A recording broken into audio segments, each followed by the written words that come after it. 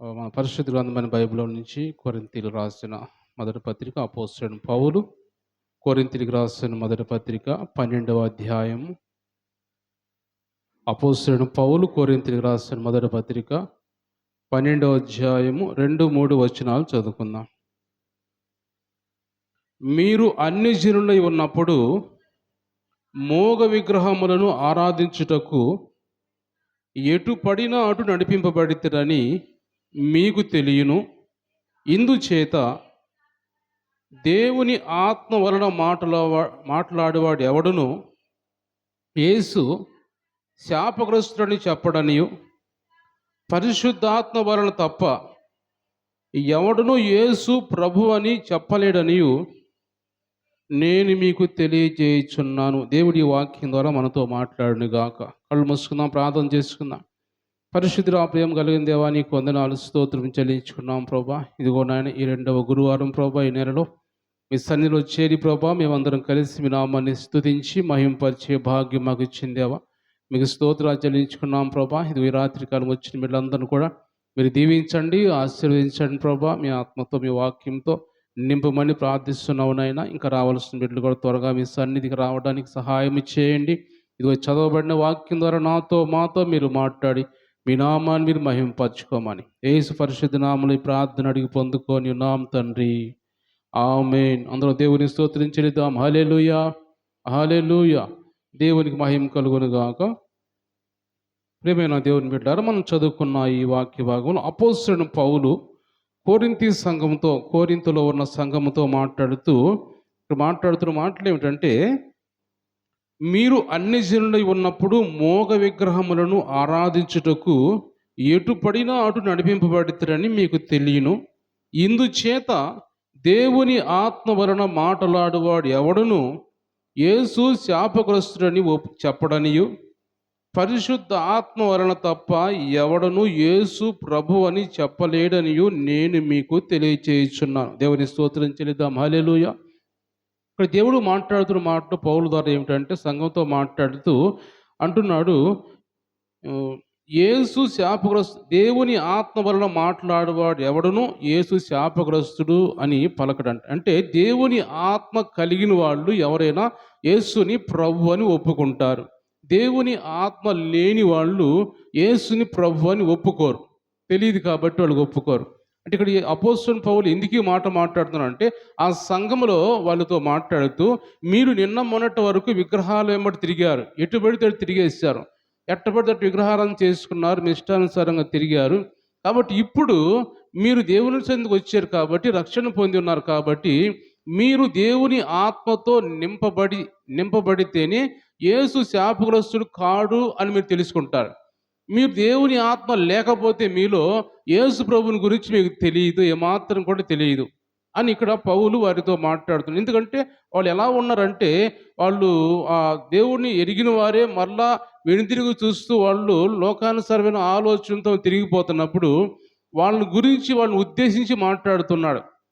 మీరు దేవుని ఆత్మను కోల్పోతున్నారేమో, దేవుని ఆత్మ మీలో లేకపోతేనే మీరు యేసుని శాపగ్రస్తుడు అంటున్నారు. యేసు ప్రభు శాపగ్రస్తుడు, ఆయన దేవుడు కాడు అని కొంతమంది ఆలోచనతో ఉంటున్నట్టుగా ఇక్కడ మాట రాస్తున్నాడు. లేకపోతే ఆ మాట రాయాల్సిన అవసరం లేదు. ఎందుకంటే పౌలు అంటున్నాడు, యేసు శాపగ్రస్తుడు అని ఎవరు చెబుతారంటే దేవుని ఆత్మ లేని వాళ్ళు చెబుతారు. కాబట్టి మీరు దేవుని ఆత్మ లేకపోతే మీలో మాట్లాడుతున్నారు మీరు. కాబట్టి మీలో దేవుని ఆత్మ ఉంటే మంచిది. మీకు దేవుని ఆత్మ మీలో ఉంటే యేసు ప్రభు గురించి మీరు తెలుసుకుంటారు. లేకపోతే మీకు యేసుక్రీస్తుని గురించి తెలియదు, పరలోక రాజ్యం మీరు చేరలేరు, ఆ పరలోక రాజ్యం గురించి అసలు మీకు తెలుసుకోలేరు కూడా అని ఇక్కడ పౌలు ఆ కొరింథీ సంఘంతో మాట్లాడుతున్నాడు. ఎందుకంటే ఈ రాత్రి దేవుడు ఈ మాటల ద్వారా మనతో కూడా ఏం మాట్లాడుతున్నాడు, మనము యేసు ప్రభు దేవుడు అని నమ్ముచున్నామంటే మనం నమ్మటమే కాదు, వాళ్ళు కూడా నమ్మారు. వాళ్ళు కొరింథీ సంఘం కూడా నమ్మారు, నమ్మే వచ్చారు. వచ్చిన వాళ్ళతో దేవుడు ఆ పౌలు మాట్లాడుతున్నాడు. నమ్మకం అంటే ఎవరికి పై నమ్మకాలు కాదు, కానీ వాళ్ళు ఎలాగూ నమ్మాలంటే లోతుగా విశ్వాసంతో నిజముగా నమ్మాలి. వాళ్ళు నిజంగా ఏదో నామకార్థం వచ్చాం, యేసు ప్రభు దేవుడు నమ్ముచున్నాం అంతవరకు కాదు. కానీ ఆయన యేసు ప్రభు దేవుడు అంటే నీకు ఎలా తెలుసు అని దేవుడు అని అందరు చెబుతున్నాడు, మనం చెబుతున్నామా? అందరు దేవుడు అంటున్నాడులే మనం కూడా అంటున్నామా? అది కాదు కానీ దేవుడు మాట్లాడుతుంది. యేసు ప్రభు దేవుడు, యేసు ప్రభు అని దేవుడే ప్రభువు అని మీరు తెలుసుకోవాలంటే మీలో ఎలా తెలుసుకుంటున్నారు మీరు? ఎవరి ద్వారా తెలుసుకుంటున్నారు? పరిశుద్ధ ఆత్మ మీలో ఉంటేనే మీకు తెలియజేస్తాడు దేవుడు యేసు ప్రభువు అని. లేకుంటే మీకు తెలీదు. మనతో కూడా దేవుడు మాట్లాడుతున్నాడు. ఏమిటంటే రక్షణ పొందాం, లేకపోతే దేవుని సన్నిధికి వస్తున్నాం బాగానే ఉంది. కానీ నువ్వు యేసు ప్రభువుని గురించి నువ్వు తెలుసుకోవడాలంటే నీకు చాలా జ్ఞానం కావాలి. నీకు చాలా ఆత్మీయత కావాలి. ఎలా వచ్చిద్దది అంటే పరిశుద్ధాత్మ దేవుడు మీలో ఉంటేనే.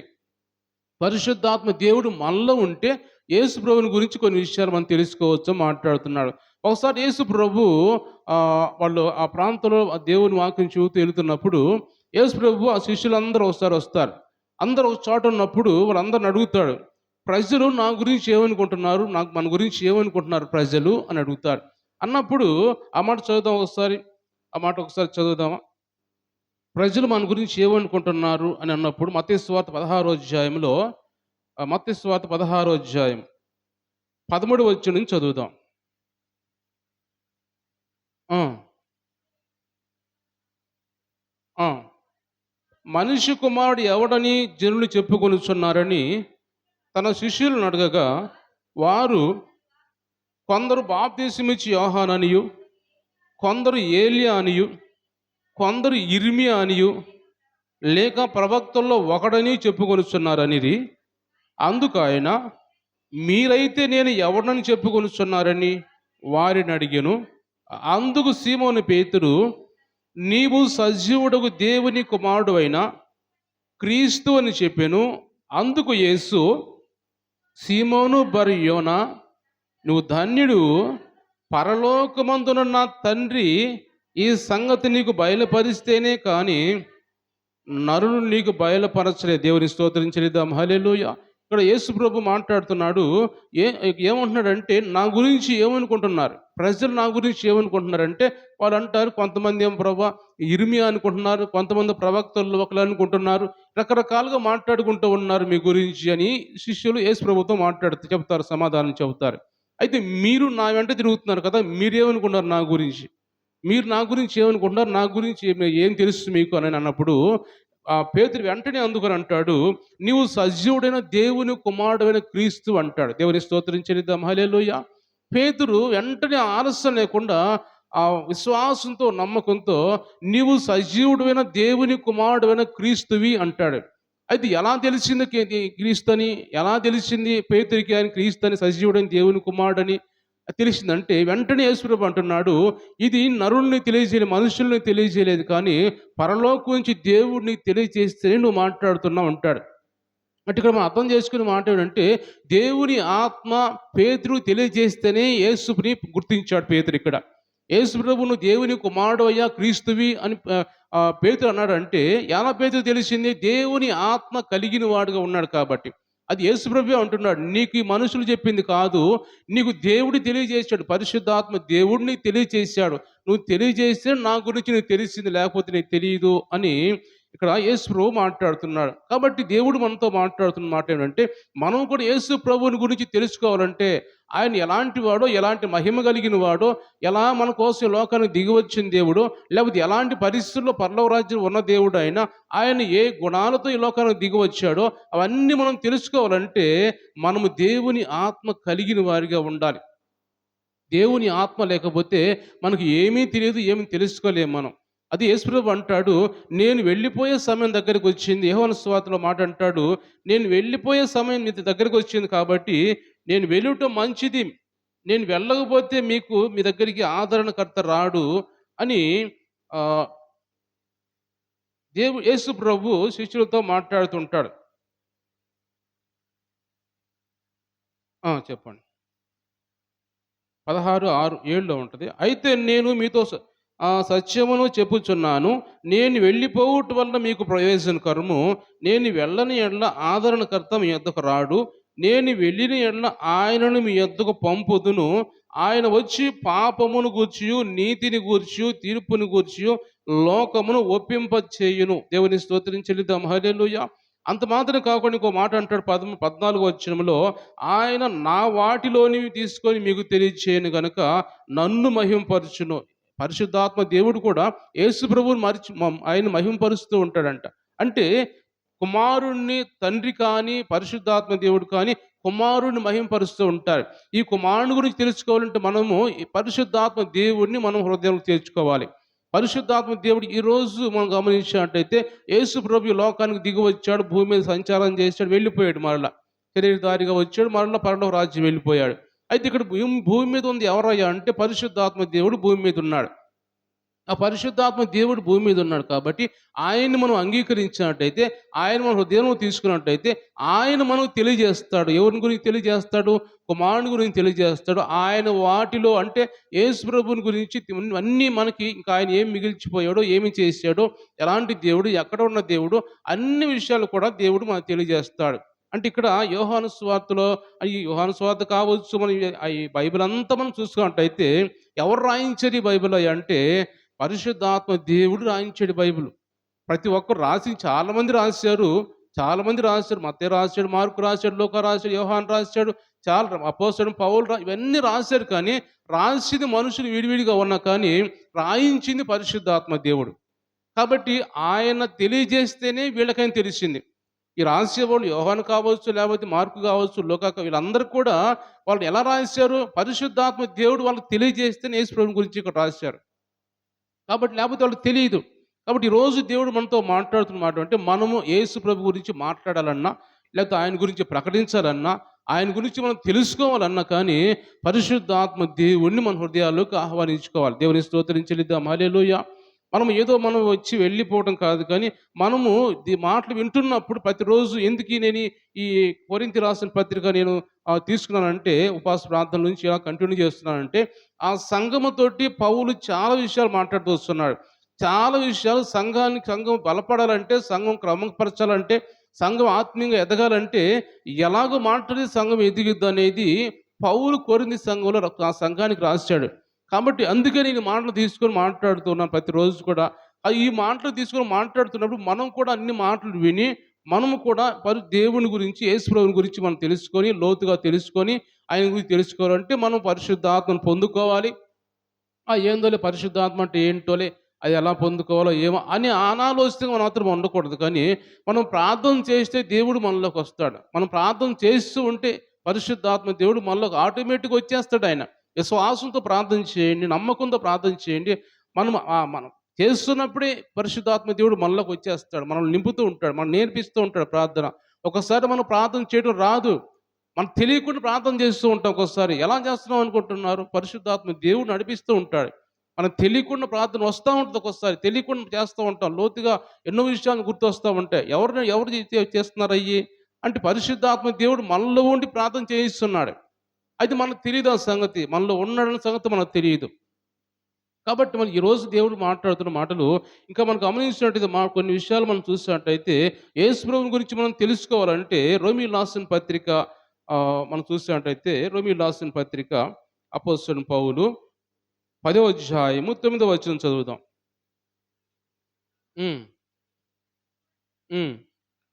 యేసు ప్రభువని నీ నోటితో ఒప్పుకొని దేవుడు మృతుల్లో నుండి ఆయనను లేపినని నీ హృదయమందు విశ్వసించిన ఎడల నీవు రక్షించబడుదువు. ఎలయనగా నీతి కలుగునట్లు మనుష్యుడు హృదయములో విశ్వసించును, రక్షణ కలుగునట్లు నోటితో ఒప్పుకోండి. దేవుని స్తోత్రం చెల్లిద్దాం. హల్లెలూయా. యేసు ప్రభువుని మనం అంగీకరించాలి. ఎలా అంగీకరించాలంటే మనం నోటితో ఒప్పుకోవాలంట, ఈ నిజంగా యేసు ప్రభువే, నిజంగా ప్రభువే అయినా అని మనం నోటితో ఒప్పుకోవాలి. అయితే హృదయం నుంచి విశ్వసించాలంట. ఆ హృదయంలో ఆ నిజంగా దేవుడైనా నేను విశ్వసిస్తున్నాను, నమ్ముతున్నాను, నాకు విశ్వాసం ఉంది, ఆయన నిజంగా యేసు ప్రభువే అని ఆ విశ్వాసం కూడా మనలో ఉండాలి. నోటితో ఒప్పుకోవాలని దేవుడు మాట్లాడుతున్నాడు. అంటే అప్పుడే మనలో పరిశుద్ధాత్మ దేవుడు మనలో ఉండి ఒప్పింపజేస్తాడు, మనకు తెలియజేస్తాడు. అయితే మనకు విశ్వాసం, నమ్మకం అనేది కూడా మనలో ఉండాలని దేవుడు మాట్లాడుతున్నాడు. అంటే పరిశుద్ధాత్మ దేవుడు లేనిదే యేసు ప్రభుని గురించి తెలుసుకునే ప్రశ్న లేదని దేవుడు ఇక్కడ మాట్లాడుతున్నాడు. కాబట్టి మనం ఏదో వస్తున్నాం కాబట్టి దేవుని మందిరానికి వెళ్తున్నాం, యేసు ప్రభు మందిరానికి వెళ్తున్నాం, లేకపోతే యేసు ప్రభుని నమ్ముకున్నారా? నమ్ముకున్నాం. ఎలా తెలుసు?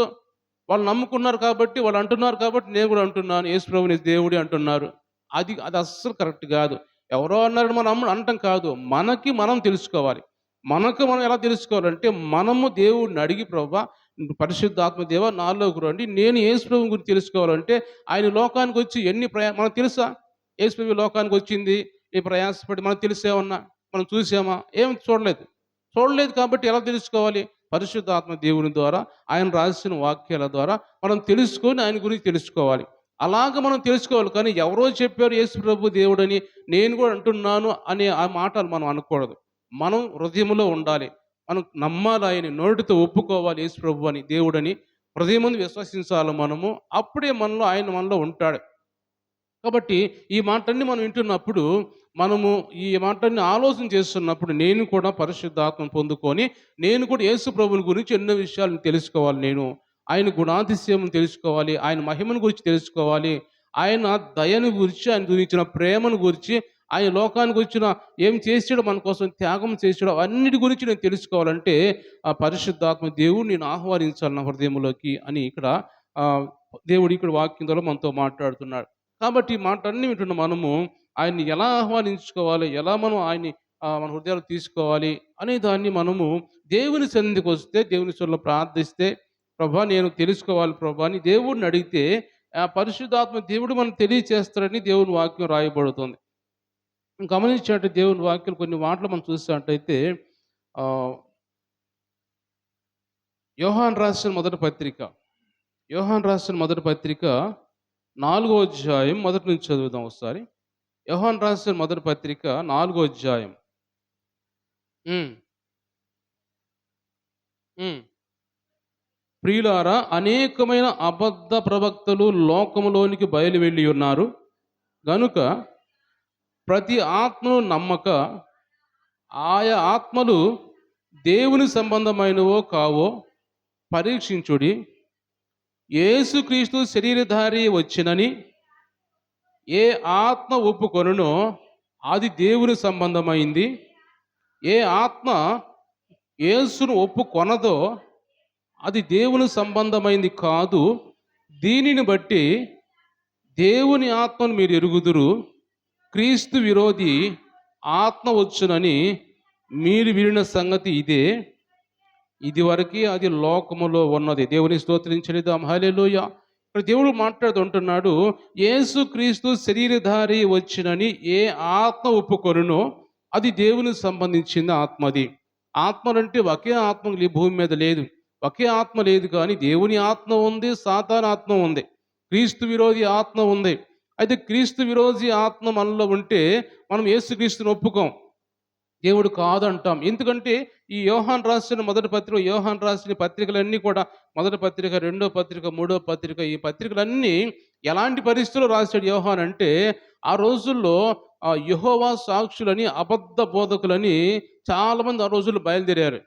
ఈ అబద్ధ బోధకులు బయలుదేరి యెహోవా సాక్షులని పేరు పెట్టుకొని వాళ్ళు బయలుదేరి ఏమంటున్నారంటే, యెహోవా ఒక్కడే దేవుడు, యేసుక్రీస్తు ప్రభు దేవుడు కాదు, పరిశుద్ధాత్మ ఎవరు లేరు, ఇంకెవరు లేరు, యెహోవా ఒక్కడే దేవుడు అని యెహోవా సాక్షులు అనే వాళ్ళు బయలుదేరి అబద్ధ బోధన చేస్తూ యేసుక్రీస్తుని ఒప్పుకోకుండా చేసి, ఆ విధంగా చేస్తున్న రోజులు, ఆ దినాల్లో ఈ పత్రికలు రాశాడు యోహాను. ఆ రోజుల్లో ఆ యోహాను రాసిన ఈ మాటలన్నమాట అవి. ఎందుకంటే ఆ రోజులు అలా మాట్లాడుతున్నారు కాబట్టి, యేసుక్రీస్తు శరీరధారి వచ్చినని ఏ ఆత్మ ఒప్పుకుంటుందో అది దేవునికి సంబంధమైంది, ఏ ఆత్మ ఒప్పుకోదో అది దేవుని సంబంధమైంది కాదు అని ఇక్కడ మాట్లాడుతున్నాడు. కాబట్టి దీనిని బట్టి దేవుని ఆత్మను మీరు ఎరుగుదురు. క్రీస్తు విరోధి ఆత్మ వచ్చునని మీరు వినిన సంగతి ఇదే. క్రీస్తు విరోధి ఆత్మ కూడా రాబోతుంది కాబట్టి, త్వరలో రాబోతుంది కాబట్టి, క్రీస్తు విరోధి అబద్ధ బోధకుడు రాబోతున్నాడు కాబట్టి, సాతాను రాబోతున్నాడు, వాటి రాజ్యం రాబోతుంది కాబట్టి మీరు తెలుసుకోండి, ఆలోచన చేయండి. ఒకవేళ మీరు కలలో మాట్లాడినా, దర్శనాల్లో మాట్లాడిన కొంతమందికి అబద్ధ ప్రవచనాలు చెబుతుంటారు. అప్పుడే కాదు, ఇప్పుడు కూడా ఉన్నారు చాలామంది అలాంటి వాళ్ళు. అబద్ధ ప్రవచనాలు, ఏదో కళ్ళు వచ్చినంటే నిజంగా దేవుడు నాతో కల్లో మాట్లాడు అనుకుంటూ ఉంటారు కొంతమంది. ఎందుకంటే ఆహ్, ఆహ్, ఒకటి గమనించండి, దేవుడు మాట్లాడితే క్లియర్‌గా మాట్లాడతాడు. దేవుడు మాట స్పష్టంగా మాట్లాడతాడు. ఇంక సగం మాట్లాడి సగం మింగటం అయ్యే ఉండదు. నేను నీకు తోడుగా ఉన్నాను, నువ్వు భయపడొద్దు అని అన్నాడంటే ఖచ్చితంగా మాట ఉంటది. సాతాను మాట్లాడితే అట్ట ఉండదు. వాడు సగం మింగుతాడు, సగం అర్థం కాకుండా మాట్లాడతాడు. అదే మనం తెలుసుకోవాలి. దేవుని స్వరం ఏదో, సాతాను స్వరం ఏదో మనం తెలుసుకోవచ్చు. దేవుడు మాట్లాడితే క్లియర్‌గా మాట్లాడతాడు. కొంతమంది కలలొచ్చి నాకు దేవుడు ఇది చూపించాడు, అలా చూపించాడు, ఇలా చూపించాడు అనుకుంటాం కానీ ఇవన్నీ కరెక్ట్ కాదు. కొన్ని కరెక్ట్ కాదు. నువ్వు దేవుడిని ప్రార్థన చేసినప్పుడు నీకేది కరెక్ట్‌గా వచ్చిందో దేవుని వాక్యానుసారంగా అది దేవుడు నీతో మాట్లాడినట్టే. కానీ సగం మింగినట్టుగా, సగం అర్థం కాకుండా గజిబిజిగా మాట్లాడినట్టుగా ఉంటే దేవుని స్వరం కాదు. అది సాతాను స్వరం మీతో మాట్లాడతాడు. వాడొక్కోసారి క్రీస్తు విరోధి కాబట్టి, లేదా వాడు వేషం వేసుకొని మిమ్మల్ని మోసం చేయొచ్చు. నేను క్రీస్తునే అని మోసం చేస్తూ ఉంటాడు. కాబట్టి అలాంటి పరిస్థితులు దేవుడు మాట్లాడుతున్నాడు. మీరు మీరు గుర్తెరగండి. దేవుని ఆత్మ ఏదో లేపోతే సాతాను ఆత్మ ఏదో మీరు గుర్తెరగండి.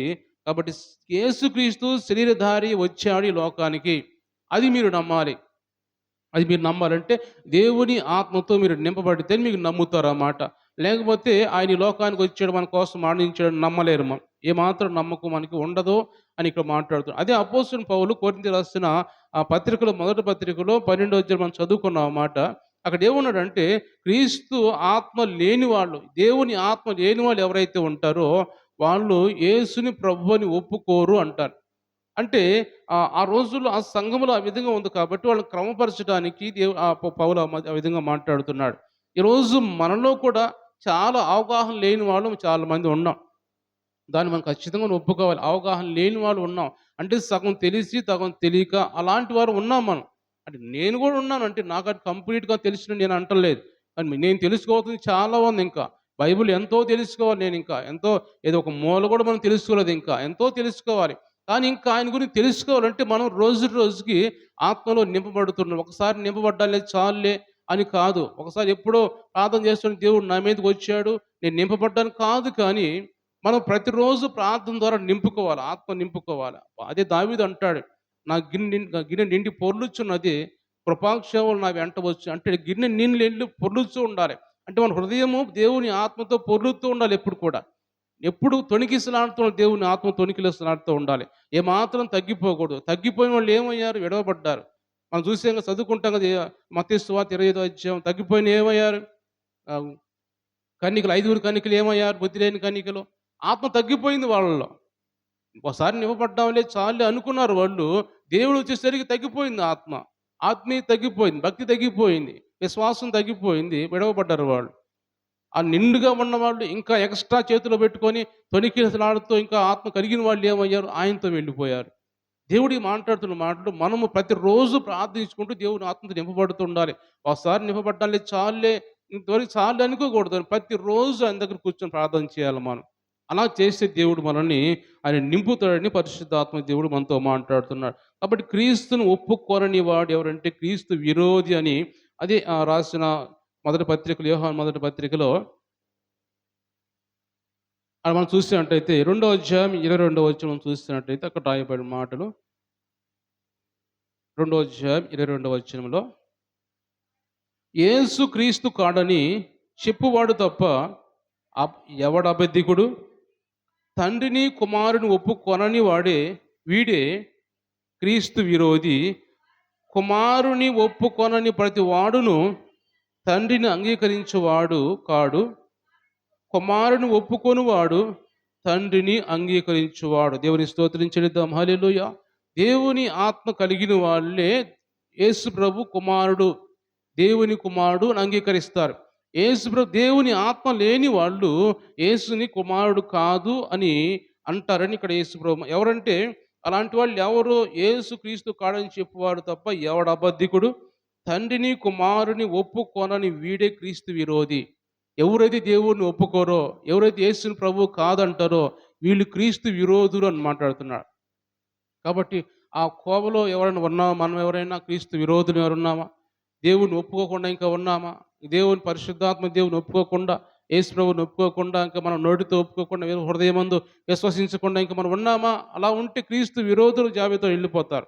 కాబట్టి అలాంటి పరిస్థితుల్లో అక్కడ మనం ఉండకుండా మనం క్రీస్తును నమ్మి దేవుని ఆత్మ కలిగి మనం ఉన్నట్టయితే మనము దేవుని గురించి అనేక విషయాలు యేసు ప్రభువుని గురించి తెలుసుకుంటామని దేవుడు మాట్లాడుతున్నాడు.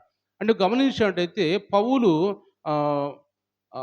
తర్వాత పౌలు గురించి మరలా చూద్దాము. అపోస్తలుల కార్యములో మనం చూసినట్టయితే 2వ అధ్యాయంలో, అపోస్తలుల కార్యం 2వ అధ్యాయంలో వాళ్ళందరూ కూడా దేవుని సన్నిధిలో ఏక మనస్సుతోటి వాళ్ళందరూ ప్రార్థన చేస్తూ ఉంటారు.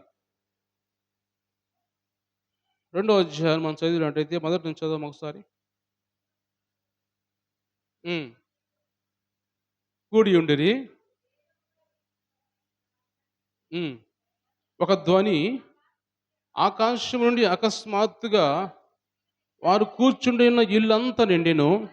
మరియు అగ్ని జ్వాలల వంటి నాలుకలు విభాగింపబడి అట్టుగా వారికి కనబడి, వారిలో ఒక్కొక్కని మీద వాలగా, అందరూ పరిశుద్ధాత్మతో నిండిన వారై, ఆ ఆత్మ వారికి వాక్శక్తి అనుగ్రహించిన కొలది అన్య భాషలతో మాటలాడసాగిరి. దేవుని స్తోత్రం చెల్లిద్దాం. హల్లెలూయా. 120 మందికి పైగా మేడగదిలో ఉండి ప్రార్థన చేస్తారు. అదే యేసు ప్రభు వెళుతూ యోహాను సువార్త మనం చదువుకున్నాం ఇందాక. నేను వెళ్ళుట మంచిది, నేను వెళ్ళితే నేను మీ దగ్గరికి పరిశుద్ధాత్మ ఆదరణకర్త వస్తాడు అని యేసు ప్రభు చెప్పి వెళ్ళిన తర్వాత, వెళుతూ వెళుతూ మీరందరూ కూడా ప్రార్థించండి, కనిపెట్టండి అని చెప్పి వెళ్ళిపోతాడు యేసు ప్రభు. ఆయన ఆరోహణమై ఒలీవ కొండ మీదకెళ్ళి ఆరోహణమై ఆ మేఘాల మీద కొనిపోబడతాడు. వెళ్ళిన తర్వాత వీళ్ళందరూ వెళ్ళి మేడగదిలో కూర్చొని ప్రార్థన చేస్తూ ఉంటారు. ఏక మనస్సుతో, ఏక ఆత్మతో, ఒకే స్వరంతో అందరూ ఏకీభవిస్తూ ప్రార్థన చేస్తూ ఉంటారు. అలా అందరూ ప్రార్థన చేస్తున్నప్పుడు ఒక బలమైన గాలి వంటిది వచ్చేసి పై ఆకాశం నుంచి వచ్చి ఒక సుడిగాలి వలె వచ్చి ఉన్న మందిరంలో ఒక భయంకరంగా ఒక అగ్ని వలె దిగి వచ్చి, ఆ అగ్ని అక్కడిదాకా ఒకే అగ్ని దిగి వచ్చింది. కానీ అక్కడికి వచ్చిన తర్వాత విడిపోయి ఒక్కొక్కళ్ళ మీదకి ఎంతమంది ఉన్నారో అంతమందికి అగ్ని జ్వాలలు ఒక్కొక్క జ్వాల ఒక్కొక్కళ్ళ మీదకి వీళ్ళు వాలింది.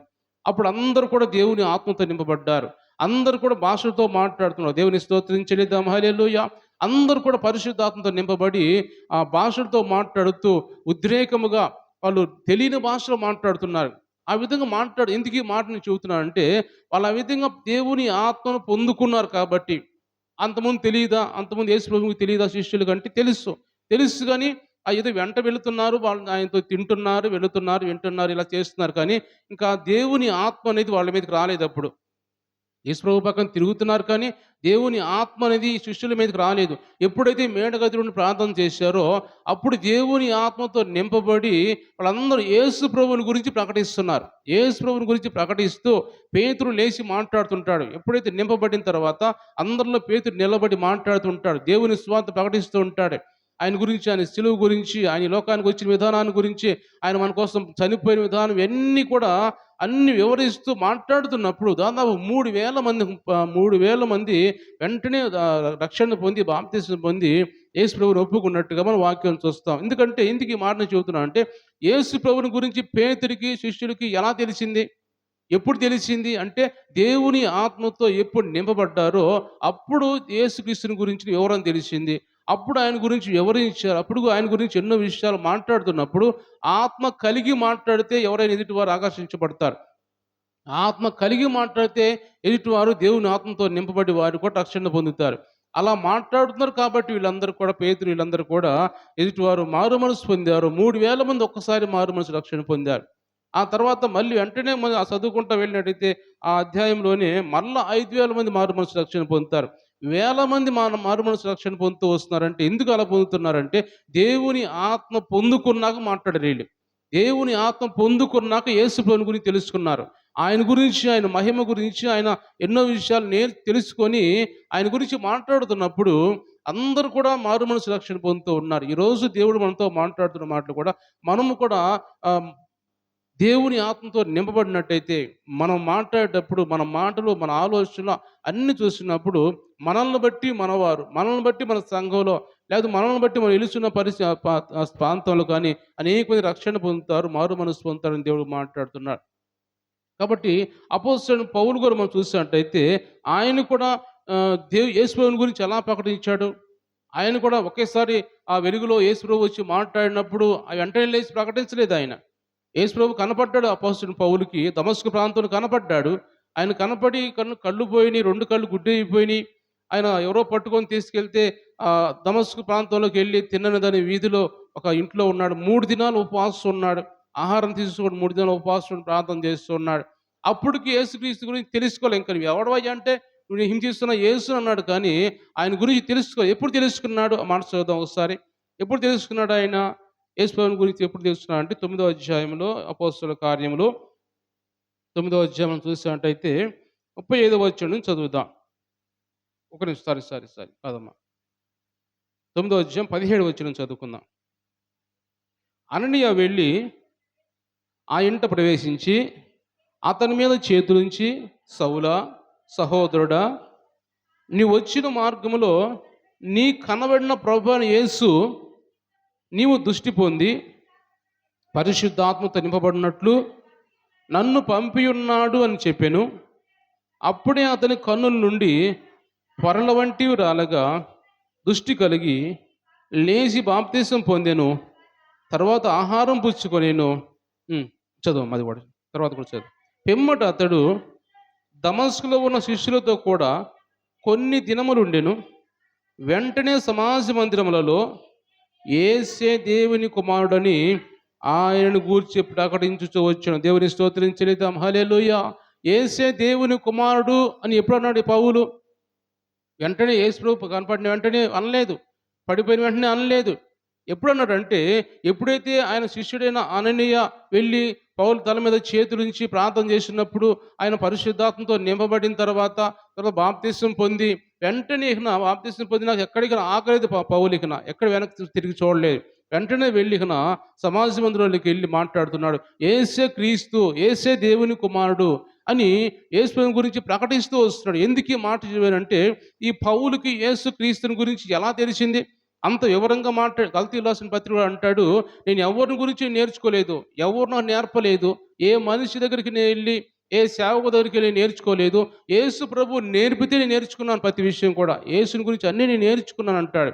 అంటే ఎలా తెలుసుకున్నాడంటే, పరిశుద్ధాత్మతో ఎప్పుడైతే నింపబడ్డాడో అననీయ చేత, శిష్యుని చేత, వెంటనే ఆయనకి యేసుని గురించి ఆలోచనలు దేవుడిని కలుగజేస్తూ ఉన్నాడు. పరిశుద్ధాత్మ దేవుడు తెలియజేస్తూ ఉన్నాడు. ఆ పరిశుద్ధాత్మ దేవుడు నడిపింపు వలన పౌలు అనేక ప్రాంతాలకు వెళ్ళాడు, అనేక పట్టణాలకు వెళ్ళాడు, గ్రామాలకు వెళ్ళాడు. యేసుక్రీస్తుని గురించి ప్రకటిస్తూ వస్తున్నాడు. ఆయనే ప్రభు, ఆయనే క్రీస్తు. అప్పటిదాకా ఏం చేశాడు? అప్పటిదాకా ఆయన హింసించాడు, అప్పటిదాకా ఆయన బిడ్డల్ని హింసించాడు, కొట్టాడు, ఈడ్చాడు, రకరకాల హింసలు పెట్టాడు. అన్నీ చేసిన తర్వాత ఒక్కసారిగా క్రీస్తు యేసు దేవుని కుమారుడిని ఎలా ఒప్పుకున్నాడంటే, పరిశుద్ధాత్మ దేవుని వలన ఒప్పుకున్నాడు. ఈ మాటలన్నీ విన్నప్పుడు మనం ఏం నేర్చుకోవాలి ఈ రోజు అంటే, మనం కూడా యేసుక్రీస్తుని గురించి మనం తెలుసుకోవాలి. అంటే ఆయన గురించి కొన్ని విషయాలు ఇంకా మనం నేర్చుకోవాలి అంటే పరిశుద్ధాత్మ దేవుణ్ణి మనం ఆహ్వానించాలి. ఈ రాత్రికాలం ప్రార్థన చేస్తున్నప్పుడు కావచ్చు, ఇంకా నెక్స్ట్ ఇక ఈ రోజు కావచ్చు, రేపు కావచ్చు, తర్వాత కావచ్చు, ప్రార్థన చేస్తున్నప్పుడు ప్రభువా పరిశుద్ధాత్మ దేవ నాలోకి రండి, నా హృదయంలో నివసించండి, మీరు నివసించే దేవాలయముగా పరిశుద్ధాత్మక నిలయమని ప్రభు నా హృదయాన్ని గురించి, నా దేహాన్ని గురించి మాట్లాడారు. కాబట్టి అలాంటి నిలయంగా నా దేహం ఉంచుకోవాలి, మీరు నాలో ఉండండి ప్రభా. ఎందుకంటే నేను యేసు ప్రభు గురించి ఎన్నో విషయాలు నేర్చుకోవాలి, నేను ఆయన గురించి తెలుసుకోవాలి, నేను చెప్పాలి అనేక మందికి కూడా. కాబట్టి మీరు నాలోకి రండి ప్రభు అని పరిశుద్ధాత్మ దేవుణ్ణి మనం ఆహ్వానించినట్టయితే ఖచ్చితంగా మన ప్రార్థన విని ఆ పరిశుద్ధాత్మ దేవుడు మన హృదయంలోకి వస్తాడు.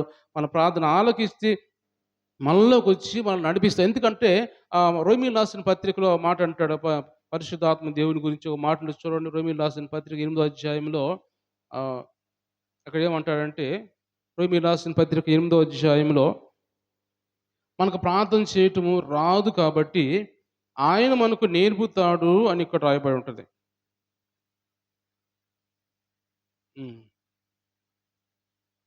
26 చదవమ్మా. అటువలే ఆత్మయు మన బలహీనతను చూచి సహాయం చేయుచున్నాడు. ఏలయనగా మనము యుక్తముగా ఎలాగూ ప్రార్థన చేయవలెనో మనకు తెలియదు కానీ ఉచ్చరింప శక్యము కాని మూలుగులతో ఆ ఆత్మ తానే మన పక్షముగా విజ్ఞాపన చేయుచున్నాడు. దేవుని స్తోత్రం చెల్లిద్దాం. హల్లెలూయా. ఆయనే మనలోకి వచ్చి ప్రార్థన నేర్పిస్తాడు. ఎందుకంటే మనకి యుక్తంగా ఎలా ప్రార్థన చేయాలో, దేవునికి వినబడే ప్రార్థన ఎలా చేయాలో మనకు తెలియదు కాబట్టి నేనే మీలోకి వచ్చి నేను మీకు ప్రార్థన నడిపిస్తాను, నేనే చేస్తాను మీ తరపున అని ఆయన మనలోకి వచ్చి మన తరపున దేవునికి ప్రార్థన చేస్తూ ఉంటాడు పరిశుద్ధాత్మ దేవుడు. కాబట్టి అంతగా వచ్చి పరిశుద్ధాత్మ దేవుడు మనతో కలిసి ప్రార్థన చేయాలని ఆశపడుతున్నప్పుడు మనం కూడా ఆహ్వానించాలి పరిశుద్ధాత్మ దేవుని. ప్రభా నేను కూడా ఆశపడుతున్నాను అయ్యా, నాలోకి మీరు రండి, మనం కలిసి దేవుణ్ణి స్తుతిద్దాం, దేవుణ్ణి ఆరాధిద్దాం, దేవుని సన్నిధిలో తండ్రికి ప్రార్థన చేద్దామని పరిశుద్ధాత్మ దేవుడిని ఆహ్వానించాలి. కాబట్టి ఈరోజు మనం నేర్చుకున్న మాటలన్నీ కూడా పరిశుద్ధాత్మ దేవుడు మనలో ఉంటే యేసుక్రీస్తుని గురించి మనం నేర్చుకోగలము. నేర్చుకుంటే మనం పరలోక రాజ్యం చేరగలము. దేవుని రాజ్యంలో చేరాలంటే, ఆయన పరలోక రాజ్యంలో స్థానం సంపాదించుకోవాలంటే యేసుప్రభుని గురించి మనం తెలుసుకోవాలి. ఆయన గురించి తెలుసుకోవాలంటే పరిశుద్ధాత్మతో నింపబడాలి. ఈ పరిశుద్ధాత్మతో నింపబడి యేసు నామములో తండ్రిని వేడుకుంటే ఇవన్నీ కూడా జరుగుతూ ఉంటాయి. కాబట్టి ఈ మాటలన్నీ వింటున్నప్పుడు మనం కూడా ఆయన్ని ఆహ్వానిద్దాం. ఈ రాత్రి కాలము పరిశుద్ధాత్మ దేవుడిని మన హృదయంలోకి ఆహ్వానించి పౌలు అన్నట్టుగా యేసు గురించి తెలుసుకోవాలంటే ఆత్మ కలిగి ఉండాలని మాట్లాడినట్టుగా ఆత్మ కలిగి ఉందాం. యేసుక్రీస్తుని గురించి తెలుసుకుందాం. దేవుడి మాటలు దీవించి ఆశీర్వదించునుగాక. కళ్ళు మూసుకుందాం, ప్రార్థన చేస్తున్నాం అందరం కూడా. ప్రభా, ఈ రోజు నైనా పౌలు గారి ద్వారా మాతో మాట్లాడావు. మేము కూడా నైనా పరిశుద్ధాత్మ దేవ మిమ్మల్ని ఆహ్వానించే వారికి మేము ఉండాలి ప్రభా. మాలోకి రెండయ్యా. యేసు కుమారుడని, క్రీస్తు కుమారుడని,